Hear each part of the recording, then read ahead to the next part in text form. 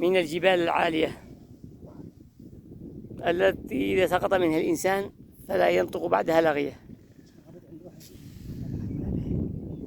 من جبال بني العواط. ننقل لكم هذه الغابات من الأشجار التي تتمتع فيها الأنظار.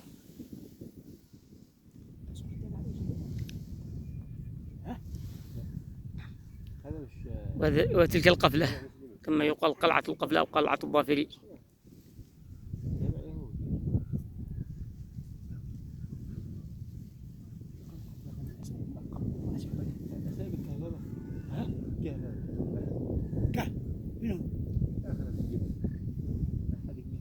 كهوف ومغارات في داخل القلعة،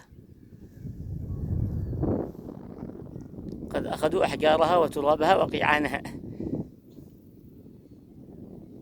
ما شاء الله تبارك الله.